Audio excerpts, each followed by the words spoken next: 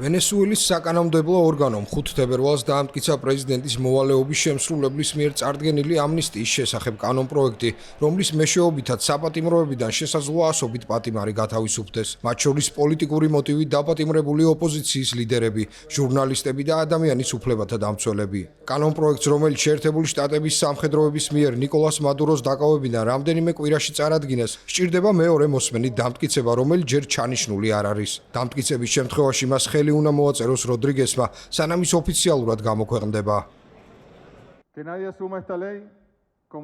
ეს კანონი სისუსტის ნიშნად არ უნდა აღიქვათ.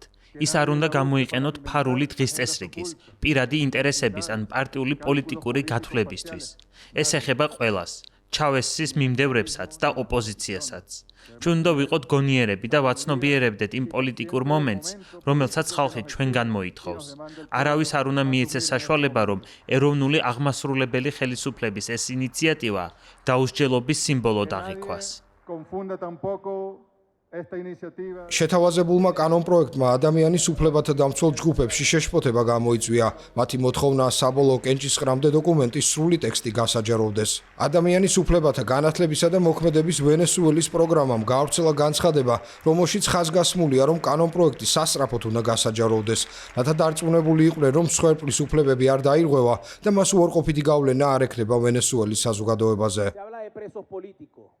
საუბარია პოლიტიკურ პატიმრებზეც. ჩვენ შეგვიძლია ვთქვათ, რომ მხოლოდ რამდენიმეა პოლიტიკური პატიმარი. დიახ, ჩვენ ამ დებატებს სრული პასუხისმგებლობით გავმართავთ. მე კანონით ხელმძღვანელობდი. ჩვენ პასუხი უნდა ვაგოთ იმაზე, თუ რას ვამბობთ და როგორ ვამბობთ. აქ ითქვა, რომ უნდა შედგეს სია იმ ადამიანებისა, რომლებიც ამ ამნისტიით ისარგებლებენ. თუმცა კონკრეტული ადამიანების სია არ უნდა იყოს. ამნისტიის შესახებ კანონში ჩამოთვლილია ფაქტები და ამ ფაქტების საფუძველზე განისაზღვრება, თუ ვის შეეხება ამნისტია. ამნისტიის შესახებ კანონი, რომელიც ოპოზიციისა და ადამიანის უფლებათა დამცველი ჯგუფების ერთ-ერთი მთავარი მოთხოვნა იყო, განსაკუთრებით აქტუალური ძალაუფლებიდან ნიკოლას მადუროს ჩამოშორების შემდეგ გახდა. კანონპროექტი მოიცავს 10 გარდაცვლილ უგო ჩავესისა და მისი პოლიტიკური მემკვიდრის ნიკოლას მადუროს ადმინისტრაციის პერიოდებს. თუმცა გავრცელებული ცნობებით კანონპროექტით ამნისტია არ შეეხება მკვლელობაში, ნარკოტიკებით ვაჭრობაში და ადამიანის უფლებების სერიოზულ დარღვევებში მსჯავრდებულ პირებს.